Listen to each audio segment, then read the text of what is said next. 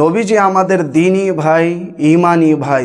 দলিল সূরা হুজুরাত 49 নম্বর সূরা আয়াত নম্বর 10, ইন্নামাল মুমিনুনা ইখওয়াহ, পৃথিবীর সকল মুমিন একে অপরের ভাই স্বরূপ। সহিহ মুসলিম 3355 নম্বর হাদিস, আল মুমিনু আখুল মুমিন, এক মুমিন আরেক মুমিনের ভাই স্বরূপ। সহিহ মুসলিম 472 নম্বর হাদিস, রাসূলুল্লাহ সাল্লাল্লাহু আলাইহি ওয়াসাল্লাম তিনি বলেন, ওয়াদিতু আন্নী লাকিতু ইখওয়ানি, আমার মন চাইছে আমার ভাইদের সাথে সাক্ষাৎ করি। সাহাবা একরাম বললেন, আওয়ালাইসা নাহনু ইখওয়ানাক, আমরা কি আপনার ভাই নই? রাসূলুল্লাহ তিনি বললেন, বাল আনতুম আসহাবি, তোমরা তো আমার সাহাবি, লাকিন ইখওয়ানি, বরং আমার ভাই কারা? আল্লাযীনা আমানু বি ওয়ালাম ইয়ারাউনি, যারা আমার মৃত্যুর পরে আমাকে না দেখে আমার প্রতি ঈমান আনবে তারা হলো আমার ভাই। অতএব নবী যে আমাদের দ্বীনী ভাই, ঈমানি ভাই, এতে কোনো সন্দেহ নেই। এখানে একটি প্রশ্ন, সূরা আহজাব 33 নম্বর সূরা আয়াত নম্বর 6, আল্লাহ তাআলা বলেন, ওয়া আজওয়াজুহু উম্মাহাতুহুম, নবীজির স্ত্রীগণ পৃথিবীর সকল মুমিনের মা স্বরূপ।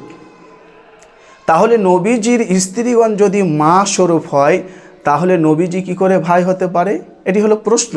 তো জবাব, নবীজির স্ত্রীগণকে মা বলা হয়েছে সম্মানার্থে।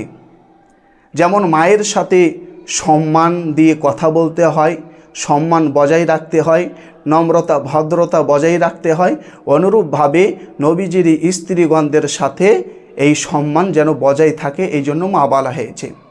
যেমন মায়ের সাথে বিবাহ করা হারাম, অনুরূপভাবে নবীজির স্ত্রীগণদের সাথেও বিবাহ করা হারাম।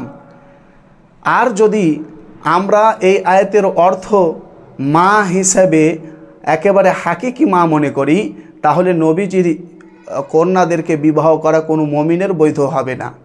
আমরা জানি ফাতেমা রাদিয়াল্লাহু তাআলা আনহা, আল্লাহ নবীর কন্যা, তাকে বিবাহ করেছিল কে? আলী রাদিয়াল্লাহু তাআলা আনহু। আমরা জানি ওসমান রাদিয়াল্লাহু তাআলা আনহু তিনি আল্লাহ নবীর কন্যাকে বিবাহ করেছিল। যদি নবীজির স্ত্রীগণ একেবারে হাকিকি মা হয়, তাহলে এরা কিভাবে বিবাহ করলো? আসলে এটি মাজাজি মা বলা হয়েছে। যেমন নবীজির স্ত্রীগণদের মা বলা হয়েছে সম্মানার্থে।